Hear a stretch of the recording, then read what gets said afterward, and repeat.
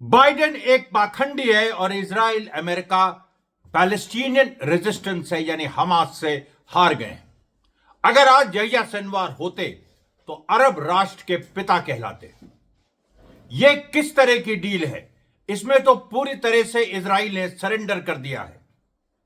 हम अपने आने वाली पीढ़ियों को क्या जवाब देंगे जब वो हमसे पूछेंगे कि तुमने कत्लेआम भी किया और जीत भी हासिल नहीं की? ये सारे देखिए आप जो बयान आ रहे हैं, ये जो जूइश बुद्धिजीवी है उसके साथ साथ दुनिया के बुद्धिजीवी है, वो भी पूरी सिचुएशन को एनालाइज कर रहे हैं, अलग अलग तरह से देख रहे हैं। यहिया सिनवार वाला बयान कि वो अरब राष्ट्र के पिता होते, ये एक जूइश इंटेलेक्चुअल ने कहा। उसके साथ साथ जो ये बात कही कि बाइडेन पाखंडी है और पैलेस्टीनियन रेजिस्टेंस से अमेरिका इजराइल हार गया, ये भी एक प्रोमिनेंट अमेरिकन इंटेलेक्चुअल ने कहा। ये सारी बातें हम आपको बताएंगे। उसके साथ साथ देखिए जो कुछ घटनाएं हुई हैं, क्योंकि अभी ये आपको साफ कर दें कि जो गाजा सीज फायर हुआ है वो अभी 72 घंटे बाद यानी संडे को वो पूरा इफेक्ट में आएगा और उसके पहले कुछ ना कुछ ड्रामा होना है। इजराइल उसके पहले देखिए स्ट्राइक कर रहा है। वो अभी आज थर्सडे है, फ्राइडे, सैटरडे, इन 2 दिनों में आप देखिएगा स्ट्राइक करेगा। अकेले आज करीब 70 से ऊपर फिलिस्तीनी सिविलियन मारे गए। अब उसके बदले में आप सोचिए हिजबुल्ला ने एक स्ट्राइक कर दी और हिजबुल्ला की स्ट्राइक को इजराइल एक्सीडेंट बता रहा है। इजराइल कह रहा है कि वो एक्सीडेंट है।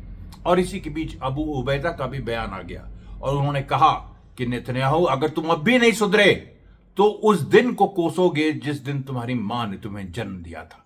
ये जो देखिए बातें हैं, ये जो सारी चीजें हैं, जो मातम है, जिस तरीके से इजराइल पूरा इजराइल जो जूइश सेटलर्स हैं, जो इजरायली जो लोग हैं, जो नेतन्याहू के सपोर्टर्स हैं, जो पूरे उस प्रोजेक्ट को सपोर्ट करते हैं ज़ायनिज्म का पूरी तरह से फेलियर हो गया है। केवल इसलिए केवल एक ये नेतन्याहू या इजराइल का फेलियर नहीं है, ज़ायनिज्म का फेलियर है। और वो आपको हम डिटेल में बताएंगे कि किस तरीके से ये एक बहुत बड़े प्रोजेक्ट का फेलियर है। एक ऐसा प्रोजेक्ट जो पूरी दुनिया को कॉलोनाइज करना चाहता था ज़ायनिज्म के नाम पे और जिसमें अमेरिका इजराइल भागीदार थे, उसको बहुत बड़ा सेटबैक लगा है। कुछ चीजें देखिए, जैसे मैंने कहा कि सीज फायर संडे से प्रभावी होगा। उसके पहले कुछ ना कुछ झड़पें, इजराइल अपनी कुछ किलिंग्स भी कर सकता है। और आज मैं आपको बता दूं एक चीज और कि हिजबुल्ला ने तो नजफ डेजर्ट में मारा, जिसको इजराइल एक्सीडेंट कह रहा है। उसके अलावा हमास ने रॉकेट से फायरिंग की सिडरॉड पे, और ये जो रॉकेट से जो फायरिंग हमास ने की है, जो बेत हनून में जो हमले किए, जो मैंने कई दिनों से आपको विस्तार से बता रहा हूं, जो हमास की जीत में बहुत बड़ा एक कारण हुए पिछले 1.5 महीने में, जो नॉर्थ गाजा में इजराइल फेल कर गया और उसके बाद जो उसने वहीं पर नॉर्थ गाजा से इजरायली सोल्जर को मारता है, हमास मारता था और फिर रॉकेट छोड़ता था जो गाजा से लगे सेटलमेंट से, जिनमें लोग नहीं लौट पा रहे। उधर नॉर्थ में हिजबुल्ला की वजह से सेटलर्स वापस नहीं जा पा रहे हैं, इधर हमास की वजह से जो साउथ गाजा के सेटलमेंट है वहां पर सेटलर्स नहीं जा रहे हैं। पूरा इजराइल तबाही के कगार पे था। इसीलिए नेतन्याहू बहुत बड़ा कारण है कि नेतन्याहू ने सरेंडर किया, बाकी कारणों के अलावा। लेकिन सबसे पहले देखिए आपको हम कुछ खबरें बता दें। जिस बुद्धिजीवी ने कहा कि बाइडेन एक पाखंडी है और पैलेस्टीनियन रेजिस्टेंस से अमेरिका इजराइल हार गया है, ये प्रेस टीवी को इंटरव्यू ब्रूनो बेकलिनी, ये एक इंटेलेक्चुअल है, उन्होंने दिया और उन्होंने ये भी कहा कि जिस तरीके से अमेरिका कम्युनिस्टों से वियतनाम में हार गया था, ये इजराइल का वियतनाम है, गाजा इजराइल का वियतनाम है। उसके बाद इजरायली पत्रकार जियो रॉबिन्सन ने कहा, अगर यहिया सिनवार आज जीवित होते तो वह अरब राष्ट्र के पिता कहलाते।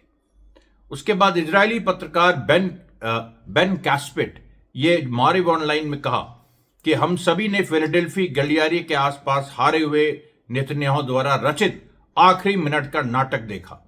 हमास की ओर से कोई कदम पीछे नहीं खींचा गया। गाजा सीज फायर के 42वें दिन इजराइल इस कॉरिडोर को खाली कर देगा। यानी जो आप देखिए, कुछ मैंने आपको बताए थे, क्योंकि सीज फायर के एग्जैक्ट टर्म्स अभी सामने आ रहे हैं और कुछ ड्रामा जिसके बारे में ये बात कर रहे हैं वो ये था कि नेतन्याहू ने कहा था कि हम फिलाडेल्फी कॉरिडोर खाली नहीं करेंगे, चाहे नेतजरीम हम कर दें, फिलाडेल्फी कॉरिडोर हम खाली नहीं करेंगे। लेकिन उसमें भी वो झुक गया। वही ये कह रहे हैं कि जो नाटक जो नेतन्याहू कर रहा है। अभी देखिए एक और ड्रामा किया उसने। आज एक कैबिनेट की मीटिंग होनी थी जो इस चीज फायर डील को अप्रूव करती, उसकी मीटिंग डिले हो गई है। अब उस डिले की वजह उसको हमास को ब्लेम कर रहा है, ये मतलब नेतन्याहू, कि कुछ ऐसी लास्ट मिनट कंडीशन हमास ने लगा दी, जबकि ऐसी कोई बात नहीं है। दरअसल सच्चाई यह है कि जो उसकी जो राइट विंग गवर्नमेंट है, जो नेतन्याहू की, जो क्योंकि नेतन्याहू जो इतनी बड़ी हार के बाद भी सत्ता में हर हाल में बना रहना चाहता है। ये अलग बात है कि सत्ता में वो रहेगा या नहीं रहेगा, या उसको वहां पर भी अब बहुत जल्दी कोई ना कोई ताकत उस तक पहुंच जाएगी, और कितने दिन नेतन्याहू के पास है, ये बहुत बड़ा सवाल है। अभी देखिए जो नेतन्याहू ने ड्रामा किया वो इसलिए किया क्योंकि स्मोत्रिच और इतमार बेन गिविर वो इस डील का विरोध कर रहे हैं। इतमार बेन गिविर तो विरोध कर रहे थे, वो मान गए कि अल्टीमेटली हम नेतन्याहू की सरकार को गिरने नहीं देंगे। स्मोत्रिच जो थे, जो फाइनेंस मिनिस्टर हैं, वो अड़े हुए थे, तो उनको मनाया जा रहा है, ये सुनने में आ रहा है, उनको मनाया जा रहा है, और वो शायद और कुछ बलि मांग रहे हैं कि और फिलिस्तीनी औरतों और बच्चों को मारो। ये देखिए बड़ा एक दुखद और त्रासद पहलू है, लेकिन इसके बारे में भी हम बात करेंगे कि इसके पीछे का ये ऐसा नहीं है कि एक बड़ी कुर्बानी जो फिलिस्तीनियों ने दी वो बिना सोचे समझे दे दी, या वो ऐसे ही हो गया। इसके पीछे का एक पूरा जो विश्व का इतिहास है, विश्व के इतिहास में को आप समझिए वो किस आधार पे चलता है, कैसे जो राष्ट्र हैं वो कैसे उभरते हैं। कोई भी जनता का कोई भी हिस्सा हो, एथनिक हिस्सा हो, कोई भी रिलीजियस हिस्सा हो, कभी मतलब आप कहीं आपने देखा होगा कि रशियंस पहले बैकवर्ड थे, फिर हिस्ट्री में जाइए कैसे वो राइज किए। चाइनीज बैकवर्ड थे, हिस्ट्री में जाइए कैसे राइज किए। यूरोप खुद बैकवर्ड था। जब हमारा सिविलाइजेशन इंडिया और चाइना का जो ईस्टर्न सिविलाइजेशन है, जब हम लोग अपनी तरक्की के चरम पे थे, तो वहां पर जानवरों की खाल पहन के लोग रहते थे यूरोप में। ये सच्चाई है। और ये देखिए जो पूरा जो यूरोप का जो डार्क एजेस जिसको यूरोप में कहा जाता, हमारे का बहुत गोल्डन एरा था वो। हमारी प्रॉस्पेरिटी, सब कुछ जो आप सब जानते हैं कि 1720 तक विश्व का 50% ट्रेड चाइना और इंडिया के हाथ में था, और उसके ट्रेडर्स मोस्टली अरब ट्रेडर्स थे।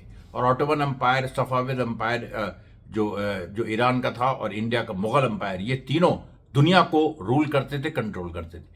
ये देखिए, तो ये जो भी ऐसी स्थितियां होती हैं, खासतौर पे जब एक राष्ट्र दूसरे राष्ट्र पे, क्योंकि देखिए हम लोगों ने जो ईस्टर्न जो एम्पायर्स हैं, उन्होंने कभी किसी राष्ट्र पे उस तरह से जो राष्ट्र बन गया उस पर कभी कब्जा करके उसको एक्सप्लॉइट करके अपने यहाँ दौलत भेजना, वो काम नहीं किया। वो केवल वेस्ट ने किया। जब वेस्ट का राइज हुआ, फ्रांस का, इंग्लैंड का, जर्मनी का, उन्होंने टेक्नोलॉजी हथिया ली और पूरी दुनिया को उन्होंने कॉलोनाइज कर दिया। और फिर उसके बाद हम सेकेंड वर्ल्ड वॉर तक आते आते हमारे नेशनल लिबरेशन स्ट्रगल्स हुए और हम आजाद हुए। यह देखिए जो पूरी एक मानसिकता की बात है कि क्यों गाजा के लोग इस तरह से क्यों लड़े, गाजा के लोगों ने जो एक कुर्बानी दी उसके पीछे का क्या लॉजिक है, ये देखिए बहुत इंपॉर्टेंट है। और इस पे हम लोग, क्योंकि ये आपको भी समझना है, आज भारत जिस दौर से गुजर रहा है उसमें भी इस चीज को समझना और इससे सीख लेना बहुत जरूरी है। उसके बाद देखिए खमैनी साहब का बयान आया। उन्होंने खमैनी साहब जो ईरान के सुप्रीम लीडर, उन्होंने कहा यह इतिहास में लिखा जाएगा कि कुछ संगठित अपराधी थे जिन्होंने गाजा में हजारों महिलाओं बच्चों को मार डाला। हर किसी को एहसास होगा कि पैलेस्टीनियन लोगों के धैर्य और रेजिस्टेंस की दृढ़ता ने जायनिस्ट इकाई को पीछे हटने पर मजबूर किया। यह खमैनी साहब का। जॉन कर्बी जो कि स्पोक्स पर्सन है national security council white house के, अमेरिका के, उन्होंने कहा कि कुछ डिटेल्स का अभी क्लैरिफिकेशन बाकी है, लेकिन नेतन्याहू कोई अड़ंगा नहीं लगा रहे। अभी भी बाइडेन जो है उसी नेतन्याहू के लिए बैटिंग कर रहे हैं। नेतन्याहू मतलब क्योंकि दुनिया समझ गई, जब नेतन्याहू ने कहा कि हमास अड़ंगे लगा रहा है तो हमेशा से वो हमास को ब्लेम करे, लेकिन अभी ट्रंप है, ट्रंप का डंडा चल रहा है।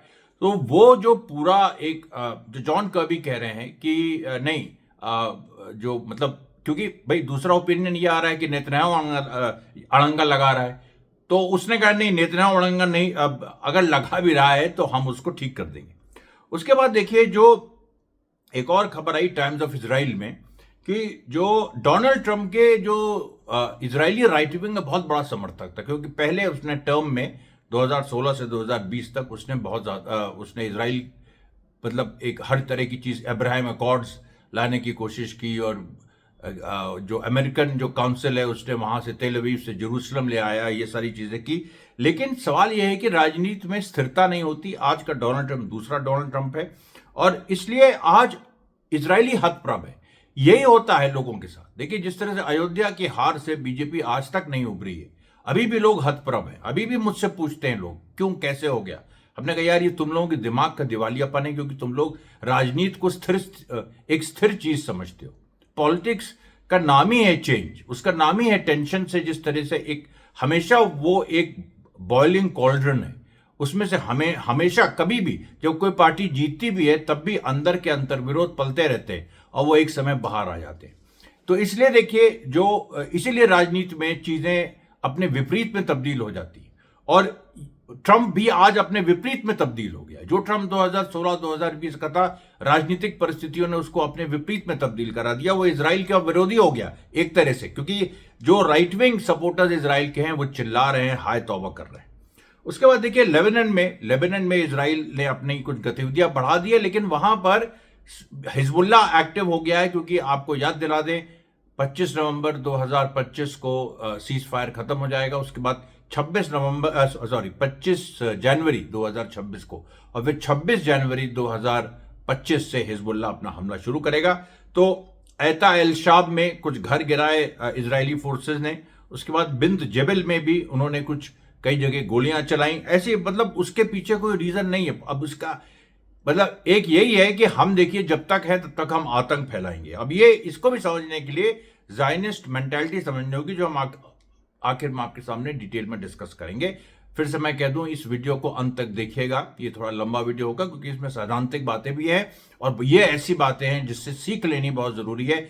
आगे भारत में भी या किस तरह से राजनीति चलती है उसको समझना और उस पर एक्ट करना, उसके लिए बहुत जरूरी। उसके बाद देखिए, तैबे जो एरिया है वहां भी लेबनान में इजरायली फोर्सेस ने पेनिट्रेट करने की कोशिश की, लेकिन उनको ये लगा कि हिजबुल्ला की फोर्सेस है वहां, वो पीछे हट गया। अच्छा देखिए, इसमें भी खेल है, मैं पूरा ये कर लूं पहले। उसके बाद देर सीरियान में भी इस तरह से हुआ, और फिर मैस अल जबाल और हौला में भी। देखिए क्या है कि वहां पर जो सीजफायर एग्रीमेंट लेबनान में हुआ है, उसमें यह हुआ है कि हिजबुल्ला लिटनी रिवर के साउथ में दिखनी नहीं चाहिए, उसको उधर चले जाना चाहिए। ये 1701 2006 का जो सीज फायर है वही है। अब उसमें लेकिन क्योंकि इजराइल वायलेट करता रहा 2006 के सीज फायर को, तो हिजबुल्ला ने भी कहा हम यहां रहेंगे। अभी भी देखिए, इजराइल इतना वायलेशन कर रहा है और हिजबुल्ला फिर आएगा। लेकिन हिजबुल्ला ने बड़ी समझदारी और चतुराई से उसने अपनी फोर्सेस को छुपा दिया है। लिटनी वो जो लिटनी रिवर है उसके साउथ में है वो, लेकिन उसमें वो छुपी हुई है। और जो दिखाई पड़ रहा है वो लेबनीज आर्मी दिखाई पड़ रही है कि लेबनीज, क्योंकि उस 1701 जो यूएनओ का रेजोल्यूशन है उसके हिसाब से लेबनीज आर्मी को रहना चाहिए साउथ लिटनी, ये मतलब लिटनी रिवर के साउथ में लेबनान में। अब हिजबुल्ला जो क्या कर रहा है कि वो वैसे तो छुपा है, लेकिन वो उसका जब उसको लगता है कि इजराइल बहुत ज्यादा आगे बढ़ा है, तो अपने कुछ फाइटर्स एकदम से दिखा देता है, एक छोटा सा हमला कर देता है, जिसको इजराइल एडमिट भी नहीं कर पाता कि हिजबुल्ला ने हमला किया। उससे कोई, क्योंकि मतलब उससे कोई इजरायली मरता नहीं है। एक बार हिजबुल्ला ने हमला किया था लानिया, उसके बाद इजराइल डर गया था, और उसके बाद से इजराइल ने देखिए कोई मतलब जो एक शुरुआत के दौर में करीब 15 से 20 लेबनीज सिविलियंस को मारा था, उसके बाद इजराइल ने वो उस रास्ते पे जाना बंद कर दिया। लेकिन अभी भी घर डिमोलिश करना, गांव डिमोलिश करना, ये करना कि ये दिखाने के लिए अपनी जनता को कि हम देखिए एक बफर जोन क्रिएट कर रहे हैं इजराइल के बॉर्डर, हम विड्रॉ करेंगे पूरा, तो एक एरिया रहेगा जिसमें कोई नहीं है, जिसमें खाली रहेगा, ताकि सेटलर्स लौट सके नॉर्थ। लेकिन जो हिजबुल्ला ने जो जिस चतुराई से काम हिजबुल्ला कर रहा है, वो मैं आपको जो बता रहा हूं कि चुपचाप वो ऐसा अपने को हल्का सा दिखा देता है, और उसको हल्के से उसके हल्के रूप से इजराइल डर जाता है। ये देखिए, ये जो पूरी राजनीति है, इसको समझना जरूरी है। उसके बाद देखिए, बदर अल फकानी में भी कई जगह इन लोगों ने बहुत आज उस तरह से हमलावर करने की कोशिश की। और आज देखिए, सीरिया में भी जो पूरी सिचुएशन है, मैंने आपको बताया था सीरिया में सुबह वाले वीडियो में, शायद सीरिया में भी एक अपराइजिंग टाइप सिचुएशन है, जनता सड़क पे है, और वो ये जो सोच रही है कि यहां पर हमास को सफलता मिली है और हमास जो है वो आप जानते हैं एक्ट्स ऑफ रेजिस्टेंस के साथ है, ईरान के साथ है, यमन के साथ है, लेबनान के साथ है, इराक के साथ है। जो एक्ट्स ऑफ रेजिस्टेंस है पूरा उसको ताकत मिल गई है। जो सीरिया का धक्का लगा था वो उससे उबर आई है एक्ट्स ऑफ रेजिस्टेंस, और सीरिया में फिर से तख्ता पलट की पूरी सारी स्थितियां तैयार हो रही हैं। अभी नहीं होगा, टाइम लगेगा, उसमें 5-6 महीने लग सकते हैं, लेकिन उसको होना तय है। उसके बाद देखिए, जो यमन के स्पोक्स पर्सन ने कहा, बड़ी इंपॉर्टेंट बात कही उन्होंने, अब्दुल सलाम, ये नाम आपने शायद नहीं सुना होगा। उन्होंने कहा कि यमन का जो पार्टिसिपेशन था वो केवल ये नहीं था कि यमन को अपनी ताकत दिखानी थी या कुछ ये करना। उन्होंने कहा कि हमारी मजबूरी थी, हमारे बगल में नरसंहार हो रहा है, सारे अरब मुल्क चुप है, हम क्योंकि यमन देखिए आज सबसे गरीब अरब मुल्क है, लेकिन अरब मुल्कों की जननी यमन है। यमन से आप सऊदी अरेबिया की ट्राइब्स की हिस्ट्री देखिए तो ज्यादातर यमन से आई है। आप बहुत सारे जो वहां पर मतलब अरब जो अब यहां से लेके सीरिया तक फैले हुए हैं और सब कुछ इराक तक, ये इनका एक बड़ा हिस्सा यमन से निकला हुआ है। तो यमन ने कहा कि हम इतने पुराने सिविलाइजेशन और हम क्रेडल रहे हैं, यानी हम वो मतलब एक तरह से हम वो व्हीकल रहे हैं जहां से, मतलब क्रेडल वो जिसमें बच्चा झुलाया जाता है, कि जहां बच्चे पल के बड़े हुए हैं, अरब पूरा राष्ट्र पल के बड़ा हुआ है। हमारी ये एक मजबूरी है कि हम इस पे स्टैंड लें। मजबूरी मतलब कि हमारा ऑब्लिगेशन है, ये हमारी ड्यूटी है, रिलीजियस, कल्चरल, पॉलिटिकल, तीनों हमारी ड्यूटी। और आज के आधुनिक दुनिया के हिसाब से कि जो एक्सेस ऑफ रेजिस्टेंस है और जिस तरीके से अमेरिका और इजराइल की हेजमनी को तोड़ना है, उसके वजह से भी तो ये तीनों चीजें मिल जाती हैं, cultural, historical, religious, political, moral, ये पांचों चीजें बल्कि मिल जाती है। और मोरालिटी की बात हम करेंगे आगे चल के, क्योंकि ये भी साफ हो गया है। महमूद अब्बास ने सीज फायर का विरोध किया है, अब ऑब्वियसली वो करेंगे, वो उनको देख रहे हैं कि हमास गाजा में फिर से स्थापित हो गया। और ये जो देखिए पूरी बात है, ये इजरायलियों को भी बहुत खराब लग रही है। पूरी दुनिया में जो ये मैसेज जा रहा है वो जा रहा है। फिर हम देखिए वो आएंगे जो ज़ायनिज्म की थिंकिंग है उस पर। उसके बाद देखिए लेबनान के प्रेसिडेंट क्रिश्चियन जोसेफ आउन ने अच्छा बयान दिया। उन्होंने कहा कि उन्होंने इजराइल को अपना दुश्मन बताया और ये कहा कि हम लोग फिलिस्तीनियों के जो राइट है अपने राष्ट्र को अपने हिसाब से बनाने का, उसको हम अपहोल्ड करते हैं। उसके बाद देखिए पैलेस्टीनियन रेजिस्टेंस ने एक और आज ड्रोन जब्त किया। मतलब पैलेस्टीनियन रेजिस्टेंस पूरी तरह से तैयार है, कोई भी अगर इसमें ढीला डाली हुई तो वो तैयार है। उसने रॉकेट्स मार दिए सेटलमेंट्स में, उसने इजरायली सोल्जर्स हिजबुल्लाह के रॉकेट फायर में घायल हुए और यहां पर ड्रोन पे कब्जा जमा लिया। फिर देखिए सीरिया में के भी फॉरेन मिनिस्टर असाद अल शैबानी, जो जुलानी के ही साथ के, आज पहली बार वो बोला कि यहां पर कि इजराइल को ये समझना चाहिए कि अब यहां पर अभी भी, लेकिन वही है लाइन, तो वही है स्वामी भक्ति वाली, कि अब हिजबुल्लाह ईरान नहीं है तो आप लोग क्यों इजराइल क्यों सीरिया में क्यों मौजूद है बार बार। लेकिन ये मूर्ख ये नहीं समझ रहा कि इसीलिए तो इजराइल ने हिजबुल्लाह और ईरान और इस तरह की फोर्सेस को, असद को हटाया, ताकि तुम लोग बैठो और इजराइल वहां पर रहे। और अभी देखिए ये अंतर्विरोध बढ़ेगा और इस अंतर्विरोध की वजह से भी जो अल्टीमेटली जो सीरिया में तख्ता पलट अब जो होगा, उसमें जो एचटीएस सरकार के अंदर जो अंतर्विरोध है, सबसे बड़ा अंतर्विरोध यही है कि कैसे आप मुस्लिम भी हैं, अरब भी हैं और इजराइल का विरोध नहीं कर रहे हैं। ये कैसे संभव है इस चीज, और आप सत्ता में भी है। अगर आप चलिए विपक्ष में होते, इसमें होते, तो ये आईसिस टाइप थिंकिंग डिफीट हो चुकी है और अब फिर डिफीट होगी और उसके अंदर ही अंतर्विरोध उभरेंगी। क्योंकि जिस तरीके से सीरिया की जनता ने आज प्रदर्शन किया और जिस तरह से पूरा क्या, सब ज्यादातर सुन्नी जनता थी और उसको एचटीएस की हिम्मत नहीं हुई रोकने के, एचटीएस के खिलाफ भी नारे लगे। उसके बाद देखिए जो इसको लेके जो पूरा ये चल रहा है, और फिर जो देखिए एक बड़ा हमला रेजिस्टेंस ने आज किया, जो जबलिया में 60 मिलीमीटर कैलिबर पे उन्होंने, ये देखिए ये जो नॉर्थ गाजा में जबलिया से लेके नेत्जरीम एक्सेस पे जो रोज हम आपको पिछले 1-1.5 महीने से खबरें देते रहे, और उसके अलावा जो बड़ी लड़ाइयां हुई जिसमें इजरायली मारे गए, उसके अलावा जो रोज बम्बार्डमेंट होता रहा नेत्जरीम कॉरिडोर का, आज भी जो जबलिया में हो, जहां इजरायली दिख जाए वहां पर रॉकेट से फायर। एक तो जो फाइटर्स अंदर हैं वो लड़ते हैं, और दूसरा दूर से जो रॉकेट फायर होता है, और तीसरा दूर से गाजा से लगे सेटलमेंट्स में फायर होता है। 3 स्तर पे हमास लड़ रहा था। और हमास की इस टैक्टिक्स को देखिए, जो आपको समझना है अगर, तो आपको यह जानना होगा कि आज की जो पूरी जो कहानी है गाजा सीज फायर की, वो छोटी सी कहानी क्या है। छोटी सी कहानी यह है कि हमास गाजा पे शासन उसका बरकरार रह गया। सबसे बड़ी समस्या इजराइल को यह है, इजरायली कह रहे हैं कि प्रिजनर्स को छोड़ना बड़ी बात नहीं है, हम 3 से 5 हजार प्रिजनर्स छोड़ देंगे, हम सारे फिलिस्तीनी प्रिजनर छोड़ देंगे।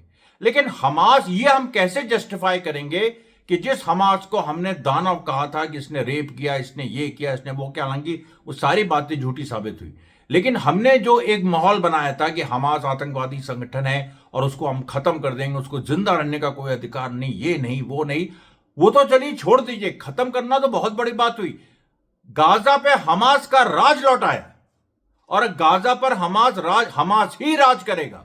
ये कैसे? और यही महमूद अब्बास की समस्या है, यही महमूद अब्बास की समस्या है कि उसको यह लग रहा है कि यार हमास कम से कम गाजा में इजराइल मार मार के हमास को खत्म करता तो फिर हमारी तरफ देखते लोग कि भाई पैलेस्टीन अथॉरिटी आए। और इस बात को लेके कुछ जो इजिप्ट में जो कुछ मीटिंग्स भी हुई फतेह महमूद अब्बास और हमास में, उसमें भी इसने ये सवाल उठाया उसके लोगों ने। तो महमूद अब्बास, अच्छा, और वेस्ट बैंक में देखिए, वेस्ट बैंक में लड़ाई जारी है। वेस्ट बैंक में आज भी कई घटनाएं हुई, नाब्लस में, ट्यूबस में, जेनिन में, सभी में पैलेस्टीन अथॉरिटी पीछे रही और इजरायली फोर्सेस भी शांत रही, वो ज्यादा एग्रेसिव नहीं हुए अभी। तो महमूद अब्बास को लग रहा है कि गाजा में हम हार गए, उसके बाद अब वेस्ट बैंक में भी तो यही होगा, हमास अल्टीमेटली वेस्ट बैंक पे कब्जा करेगा। यही तो बात है ना, दोनों जगह गाजा वेस्ट बैंक में महमूद अब्बास की कुर्सी पूरी तरीके से खतरे में है।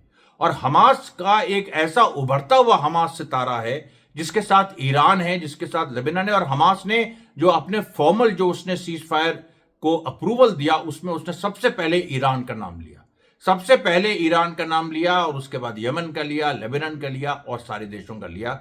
और सीरिया का नाम नहीं लिया उसने, बिल्कुल, क्योंकि सीरिया में असाद सपोर्ट करता था और बाकी अभी जो रिजीम है उससे हमास का 36 का आंकड़ा है। ये पूरी दुनिया जानती है, लोग कहें ना कहें, जो भी अपना एक वो रखना चाहते हैं, सीमित अपनी सोच रखना चाहते हैं, तो उनके लिए हम जिम्मेदार नहीं है। अब देखिए, अब ये जो बात है कि हमास जो गाजा में उसकी सरकार को आप नहीं हिला पाए, हमास की सरकार लौट आई। यही सिनवार को अरब राष्ट्र का पिता कहा जा रहा है, नेतन्याहू से कहा जा रहा है कि तुम उस दिन को कोसोगे जिस दिन तुम्हारी मां ने तुम्हें जन्म दिया था। अब सवाल यहां पर यह आ गया है कि वो कौन सी चीज है, जायनिज्म की दुखती रग को कैसे इस सीज फायर ने पकड़ लिया, आप बताओ। ये सीज फायर केवल तात्कालिक नहीं है, इसका कोई तात्कालिक जो है वो तो है ही, खैर मतलब लोगों को रिलीफ मिला, बहुत बड़ी जीत है फिलिस्तीनियों की, और जो फिलिस्तीनी राज अल्टीमेटली बनेगा उसमें ये माइलस्टोन है। लेकिन सबसे बड़ी बात, जो जायनिस्ट जो कहते थे, जबुतिंस्की वगैरह, जो जबुतिंस्की आप देखिएगा बहुत बड़ा आइडियोलॉग था जायनिज्म का, रशियन ओरिजिन का जीव था, और उसने जो कहा था कि हमें क्या करना है, हमें यह करना है कि फिलिस्तीन में घुस के हमको सब अरब्स को डिस्प्लेस करना है, नंबर 1। नंबर 2, उसने कहा कि हमें इतना आतंक फैलाना है, इतना हमको मारना है कि अरब्स में एक ऐसा इलीट पैदा हो जिसको ये लगे कि उसका एग्जिस्टेंस हमारे एग्जिस्टेंस से जुड़ा है, कि अगर इजराइल नहीं रहा तो वो नहीं रहेगा। जैसे रोमन्स पैदा करते थे, रोमन जो साम्राज्य था उसने भी जैसे एक ज्यूस का हिस्सा पैदा किया था एंशिएंट एरा में, और जिन लोगों ने क्राइस्ट को भी मारा था, जीसस क्राइस्ट को, तो वो जैसा हिस्सा था, वो भी रोमन अंपायर को सपोर्ट करता, क्योंकि उसकी उस इलीट की, उस अभिजात वर्ग का जो एग्जिस्टेंस है वो इनसे जुड़ा हुआ था कि भाई रोमन साम्राज्य गिरेगा तो हम भी गिरेंगे। भाई महमूद अब्बास का हाल है। तो महमूद अब्बास टाइप लोगों को क्रिएट करना, पूरी ये जायनिज्म की बहुत बड़ी स्ट्रैटेजी थी कि अरबी जो कॉन्शियसनेस है उसको मार दो, जो स्वतंत्रता की जो एक चाहत है उसको ही मार दो, स्वतंत्रता नहीं। अभी जैसे महमूद अब्बास कह रहा है कि हम नहीं लड़ सकते इजराइल से, ये जो विचार है कि हम नहीं लड़ सकते हैं, या ये जो विचार, जो अगर गाजा हारता तो ये पूरा विचार होता कि जहां भी जो रेजिस्टेंस कर रहा होता जुल्म के खिलाफ, उससे कहा जाता कि क्या तुम गाजा की तरह अपना हल करना चाहते हो। उसी के लोग कहते, उसी के घर के लोग कहते, घर के लोग ही कहते हैं कि तुम क्या क्यों लड़ने जा रहे हो, तुम्हारा हाल अपना हाल गाजा की तरह करना है। भारत अगर आजाद नहीं होता, आज भी गुलाम होता, तो लोग यही कहते ना, दुनिया में कोई भी रेजिस्टेंस हो रहा होता कहीं भी, तो लोग कहते क्यों क्यों लड़ा है भारत, तो लड़ा, देखो उसका हाल। तो ये देखिए जो बात है, इस चीज को 7 अक्टूबर 2023 ने तोड़ा। ये जिंदगी का भाई, इंसान इंसान इंसान कब बनता है? जब वो प्रतिरोध करता है, जब वो रेजिस्ट करता है, तब इंसान इंसान बनता है। इंसान इससे नहीं बनता है कि उसके दिमाग है, जानवरों से वो अलग है, वो अपने परिवार को देख रहा है, ये कर रहा है, खेती किसानी कर रहा है, फैक्ट्रीज लगा रहा है, ये नहीं, वो तो ठीक है। लेकिन इंसान असली में तब बनता है जब वो रेजिस्ट करता है, जब वो प्रतिरोध करता है, जब वो विद्रोह करता है जुल्म के खिलाफ। ये एक जो क्राइटेरिया है, इसी चीज को मारना हर कौम में, जो भी कौम किसी दूसरी कौम को जब इन्वेट करती है, तो वो यही चीज डाल देती है कि हम उसके बिना नहीं रह सकते। भारत में कभी भी ये चीज नहीं रही कि हम उसके बिना नहीं रह सकते हैं। अंग्रेजों के साथ एक समय था 1757 से 1857 तक, जब सारे राजा सरेंडर कर रहे थे, तो उस समय ये थिंकिंग बन गई थी कि ईस्ट इंडिया कंपनी के खिलाफ कोई कैसे लड़े। लेकिन 1857 के जियालों ने, मंगल पांडे ने जो पहली गोली चलाई, फिर लाखों मौलवी जूझ गए, लाखों साधु जूझ गए, सैनिक जूझ गए, किसान जूझ गए। ये इस बड़ी कुर्बानी ने उस विचार को खत्म कर दिया कि अंग्रेजों को हराया नहीं जा सकता, अंग्रेजों के बिना हमारा जीवन बेकार है। जो बंगाल का रेनेसांस और ये जो तमाम लोग थे जिनके बड़े नाम है आज, वो जो अंग्रेजों का साथ देके और ये माहौल बना रहे थे, उसके बाद ये विचार आ गया कि नहीं, अंग्रेजों को तो हराना ही है, ये हमारा धर्म है। ये देखिए, जो इसको कॉटराइजिंग कॉन्शियसनेस कहते हैं, जो कॉलोनियल फोर्सेस करती हैं, आपकी चेतना से वो मार देती है वो चीज। आज भी भारत में जिस तरह के लोग सत्ता में, वो भी यही चाहते हैं कि आपकी चेतना को मार दें। आप ये मान लीजिए कि कोई विकल्प नहीं है बीजेपी के अलावा, लेकिन इस चीज को कोई मानेगा नहीं, कभी हम नहीं मानेंगे, क्योंकि 1857 की लेगेसी हमारे साथ में। तो ये देखिए एक बड़ी चीज जो एक हमास ने अचीव की है, उसने एक रेजिस्टेंस की जीत दिखा के दुनिया को मैसेज दिया है, इंसान बनना किसे कहते हैं, इंसानी जिंदगी जीना किसे कहते हैं, और जितनी बड़ी से बड़ी कुर्बानी देनी पड़े, वो कोई मानवीय वो नहीं है कि भाई आप कुर्बानी देते जाइए बेकार में। कुर्बानी गाजा के लोगों ने इसलिए दी क्योंकि गाजा के जो 20-25 लाख लोगों हैं, जो जनता है, और जो वेस्ट बैंक की जनता, उसके समझ में ये बात आ गई, सड़क के आदमी के, अभिजात वर्ग के नहीं, महमूद अब्बास टाइप लोग के नहीं, जो बिल्कुल जो गाजा का गरीब, जो गरीब पैलेस्टीनियन, मिडिल क्लास पैलेस्टीनियन, उसके समझ में ये बात आ गई। और इस समझ में कैसे आई? नेताओं द्वारा, जो यह्या सिनवार जैसे नेता, जो बिल्कुल मतलब मोहम्मद दैव जैसे नेता, जिन्होंने पूरा अपना सारा जीवन कुर्बान कर दिया और कहा कि तुम लोग कुर्बानी जो दे रहे हो, वो किस लिए दे रहे हो? इस इंसान बने रहने के लिए दे रहे हो तुम लोग, इसके लिए। हम लोग अगर हम लोग जो है ये विचार छोड़ दिया हमने कि इजराइल हार सकता है, तो हम खत्म हो जाएंगे, फिर हमारी जिंदगी का क्या मतलब है? ये जो देखिए बात है ना, ये बहुत महत्वपूर्ण है। ये किसी भी आर्थिक समस्या से, किसी भी कल्चरल समस्या से, इवन किसी राजनीतिक समस्या से बड़ी है।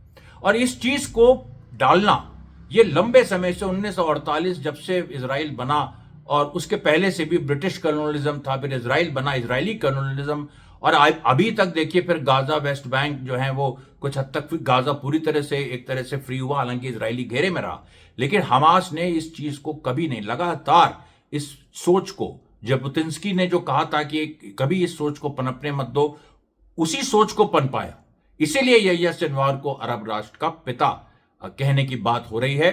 और ये जो पूरी बात है, देखिए ये चारों तरफ से जो फिलिस्तीनी रेजिस्टेंस ने एक चेतना भरी, उस चेतना का जो रिजल्ट निकला कि उससे कम से कम ऐसे 40 से 50 हजार, 70 हजार, 1 लाख फाइटर्स उभरे वेस्ट बैंक और गाजा दोनों में, जिन्होंने ये कहा कि नहीं, हम अंतिम दम तक लड़। देखिए अंतिम दम तक लड़ने की बात करना आसान है, उसके लिए एक लंबी कंडीशनिंग चाहिए, उसके लिए एक मेंटल स्टेट चाहिए कि किसी भी हालत में, जैसे हम लोग की स्टेट है, किसी भी हालत में हम हार नहीं मानते, किसी भी हालत में, चाहे तुम हमें कुछ कहीं भी ले जाओ, नीचे से नीचे, हम हार नहीं मानेंगे। ये जो देखिए बात है कि हम कभी भी गुलामी स्वीकार नहीं करेंगे, हम अपने स्वाभिमान से कभी भी कॉम्प्रोमाइज नहीं करेंगे, तुम कितना भी टॉर्चर कर लो, जो भी कर लो। ये हर व्यक्ति में जाना, ये बहुत बड़ी बात है ये, और ये पूरे राष्ट्र में जाना, ये देखिए एक लंबा काम जो हम लोग के पूर्वजों ने किया, जिसकी वजह से आज हम आजादी की एक सांस ले रहे हैं। तो ये देखिए फिलिस्तीन का जो पूरा रेजिस्टेंस था उसका मैसेज, गाजा सीज फायर का मैसेज। कल एक वीडियो आएगा, ये रात को 9 बजे, और मैं आपके सामने फिर हाजिर होऊंगा। तब तक के लिए धन्यवाद साथियों, बहुत बहुत धन्यवाद।